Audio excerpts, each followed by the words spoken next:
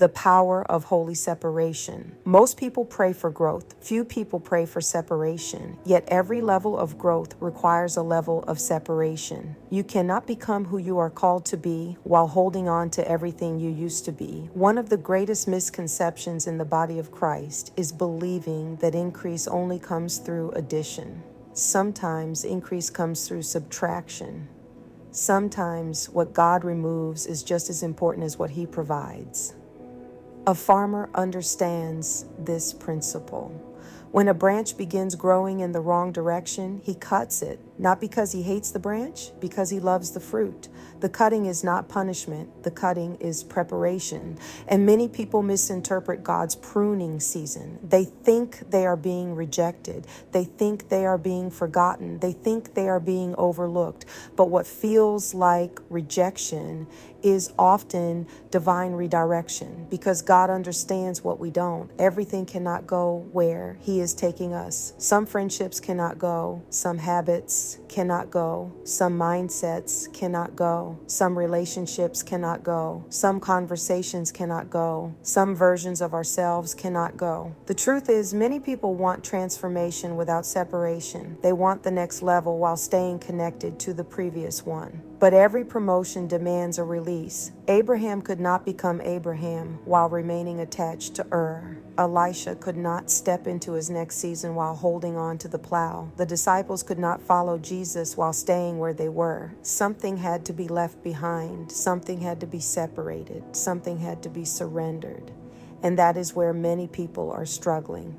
Not because they don't hear God, not because they don't love God, but because they are trying to carry things into their future that belong in their past. You cannot walk into a new season dragging old baggage. Eventually, the weight becomes too much. Imagine trying to run a race carrying furniture. The furniture may be valuable, but it is not useful for the race. And some of the things people are carrying are no longer useful for where they're going. Old offenses, old disappointments, old identities, old wounds, old failures, old labels. God is not asking you to carry them into your future. He is asking you to release them. One of the hardest forms of separation is when God removes people, because people become familiar, people become comfortable, people become part of our routine. But every person is not assigned to every season. Some people are seasonal, some people are transitional, some people are instructional, some people are lifelong. The problem comes when we try to force permanent access on temporary assignments. We mourn relationships that heaven already released. We chase people God already disconnected. We hold doors open that God already closed. And then we wonder why we're exhausted. Sometimes the most spiritual thing you can do is stop forcing what God is ending, because if God closes a door, no amount of pulling can make it your door. What God has for you will not require you to abandon your peace to keep it. Holy separation is not always about people. Sometimes it is about mindset. Some people have physically left Egypt, but mentally still live there. They left the environment, but the environment never left them. Their thinking remains trapped. Their expectations remain trapped. Their confidence remains trapped. And God understands that before He changes your destination, He must change your perspective, because you can arrive somewhere new while thinking old.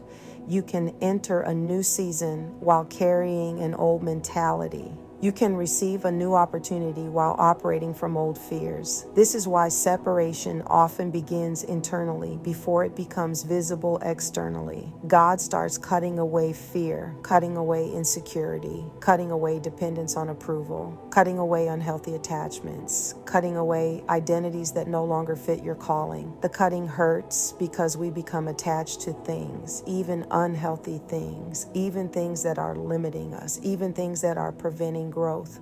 But every surgeon understands something. You cannot heal what you refuse to remove. And some people are asking God to heal things He is asking them to release. You cannot heal an attachment you're determined to keep feeding. You cannot heal an addiction you're determined to protect. You cannot heal an old identity you're determined to preserve. Sometimes healing begins with separation. This is why becoming not easily broken requires the courage to let go. Because what breaks many people is not what they lost, it's what they refused to release. The strongest people are not always the ones who know how to hold on. Sometimes they are the ones who know when to let go. And I believe many people are in a pruning season right now. Doors are closing, relationships are shifting, desires are changing, old appetites are disappearing, and it feels uncomfortable because growth always feels uncomfortable. But the discomfort is not evidence that something is wrong. It may be evidence that something is growing, because every tree that bears fruit must be pruned. Every gold vessel must enter fire. Every calling must experience separation. And when the cutting is complete, you discover something powerful. You did not lose as much as you thought. You gained room to grow. You gained room to heal. You gained room to hear clearly. You gained room to become. Because the purpose of holy separation is not to make you smaller. It is to make you stronger. And when God finishes cutting away what no longer belongs, you become exactly what heaven intended you to be, not easily broken.